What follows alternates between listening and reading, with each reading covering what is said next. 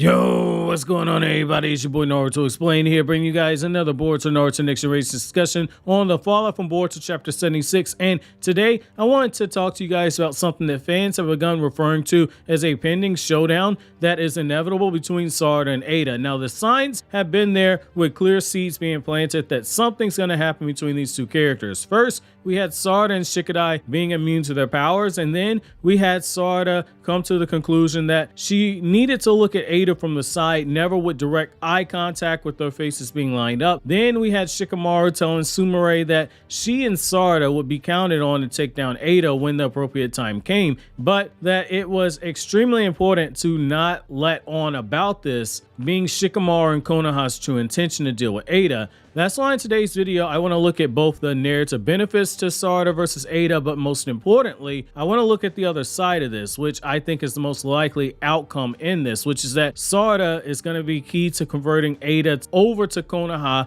as a true ally who isn't merely staying with them because it gets her closer to Kawaki, but rather she finds a true friendship with Sarada. And when we get to that part of the video, I believe there's a strong enough argument that's been laid out that you will come to my side if you're someone who thinks that Sarada versus Ada is going to be a big death match that's going to happen. So jumping right into the first one, narratively, having Sarada versus Ada, it pays off a few things. First, it will be an ironic homage to something that we got introduced to in Naruto's manga. We have Sarada fighting someone she can't look directly in the eye, which in of itself is going to be difficult, but she wouldn't be the first one placed into a tough situation like this. Might Guy revealed that the way he trained himself to fight against the Sharingan was to avoid looking into the eyes of the Sharingan and to focus solely on looking at the feet of whoever had the Sharingan that he was fighting. Now, I don't have to tell you how insanely difficult that is, but it's a similar thing to Sarada and Ada, with Sarada having a slightly easier bar to clear. However, the other benefit that you get is the fact that we'd actually be seeing Sarada in combat, because we haven't seen Sarada in a real fight in over 30 chapters now, unless you count the sparring match Team 7 had where she didn't even cut on her Sharingan when she fought against Kawaki in that sparring match. But while Boruto is the central focus and Kawaki is slowly stepping into the role of co-main character to replace Naruto's role in that spot, since we're moving from part 1 being the story of father and son by Boruto's own words to part 2 where it's just Boruto's story, and we can tell Boruto's story is also the story of Kawaki, just as Naruto's story was also the story of Sasuke. While that might be true, the other members of the core Team 7, they can't be neglected either. They also need their moments in the manga in order to show their growth, just as Sakura, Sai, and Kakashi each got their various moments when the story wasn't dumping the major fights on the Naruto and Sasuke. Sarada and Mitsuki need a big fight after their stated goal to reach Otsutsuki levels of power in order to support Boruto. Having Sarada versus Ada, that could be a good first step. Ada was one of the cyborgs Jigen ordered to be destroyed because Amato made several cyborgs, likely each of them with the DNA of Shibai Otsutsuki, who were stronger than Jigen. However, when we learned more about Ada, we learned two key things about Ada. Number one, she hates fighting. She views it as barbaric and beneath her, and her skill level is only basic taijutsu, which puts her in that wonky spot of characters like Sakura and Tsunade, who they're not necessarily the most skilled when it comes to taijutsu, but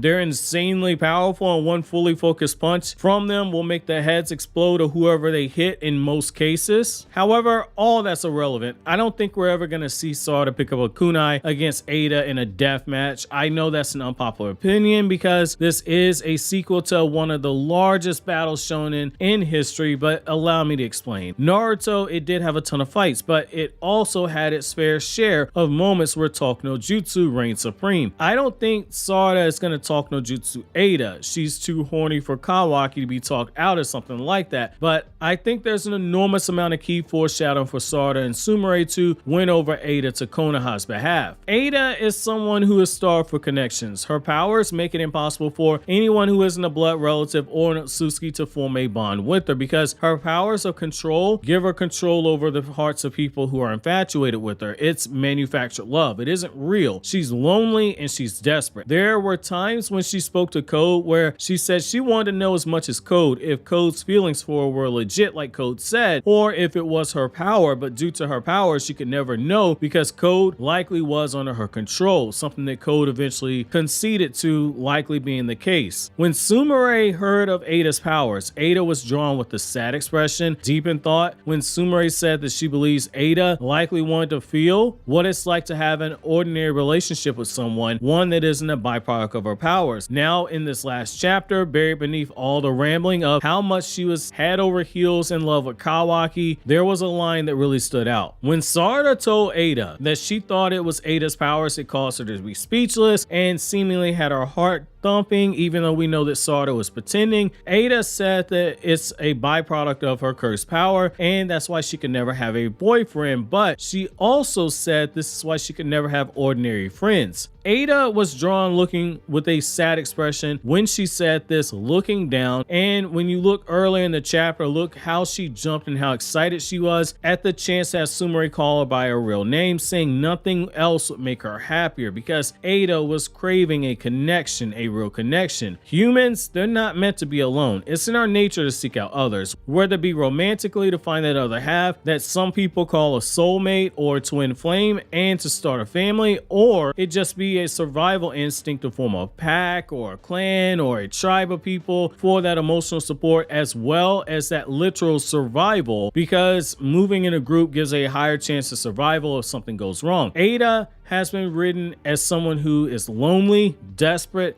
and seeking basic human connections that we all want on a primal level. She wants a lover in Kawaki, but she also wants a normal relationship with people where she doesn't have to worry about whether or not they're simping over because of her powers, but instead anything they feel for is because they actually like who she actually is. I think you have a stronger case of Sarada and Sumire, one of them realizing this about Ada and using that thumb screw as a way to avoid fighting her altogether, which makes sense given that Ada is a character who doesn't enjoy fighting at all. Between Sumire having an understanding of Ada on an emotional level before even meeting her and Sarada's actions in this chapter, this feels like the most obvious course of action to take things in. Now, to play devil's advocate, I will say this largely depends on what form of love do you think is going to weigh heavier on Ada and her motives. Is the chance to have a true friendship for the very first time, which is something that Ada revealed that she wants. Is that going to be something that's enough to have her side with Konoha whenever the split with Kawaki happens? Or is she going to chase Kawaki hoping she can make Kawaki fall in love with her? I could see her being down bad enough that she sides with Kawaki, and that would line up with my earlier belief that if Kawaki does take Ada in at some point, he's going to turn on her. But I also believe Ada is going to be tempted to stay in Konoha if there's a true friendship with Sarada and Sumire on the table, because it's the bird in the hand for Ada. That would also line up with the other bit of potential foreshadowing of Shikamaru telling Boruto that if things go south with Kawaki, Boruto needed to be willing to step in and put Ada into his harem. However, as we saw with Damon in the chapter, he told Boruto Ada didn't like him because he's ugly, not because he's too young for her like she said. Is this a scenario where Boruto gains her attraction through other means, since men and women tend to have different triggers for attraction, where Boruto has other things he brings to his table in order to make up for the lack of initial attraction that Ada has towards him, i.e. personality and interactions and all that other stuff. It's possible, but I digress though. I get it. A lot of people love the idea that Sarada is just playing the deception card on Ada, that she's not going to become her friend, but this is merely a ploy to get close enough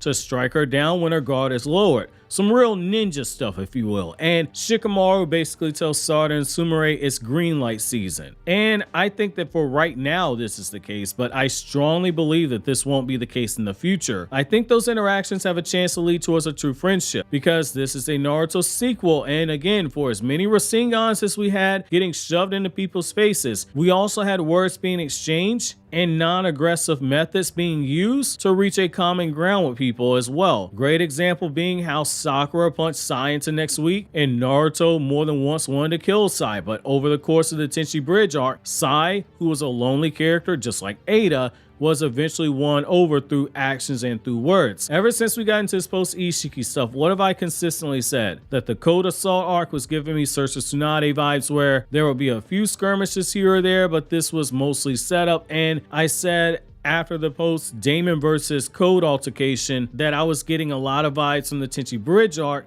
with this current situation we're in, where you'll have an altercation or two, but the info revealed and the character moments are going to be the core takeaways that you have for this. Just as we learn about the danger of Naruto's Nine Tails power, what it posed to himself and the others around him via Four Tails Naruto versus Orochimaru, and the subsequent flashback where Jiraiya reveals that Naruto almost killed him when he went Four Tails. We got a huge reveal centered around Amato's motives and Shibai Otsutsuki. We just didn't have the fight. Just as we saw movement in Naruto's character and a lot of movement in Sai's character, I think that we're walking a fine line with Ada's character where there's going to be growth there, and either Boruto or Kawaki is going to get that Naruto treatment where the progression of their character is narratively set in this arc. That being said, I'm curious to know you guys' thoughts about this. Which do you think is more likely, Sarada versus Ada, or are you in my camp that there won't be this big death battle, but instead Sarada and Sumire are going to end up making friends with Ada and converting her over to Konoha? While you think that over, click here to watch my Chainsaw Man chapter 115 review, or click here for this Naruto Explained video.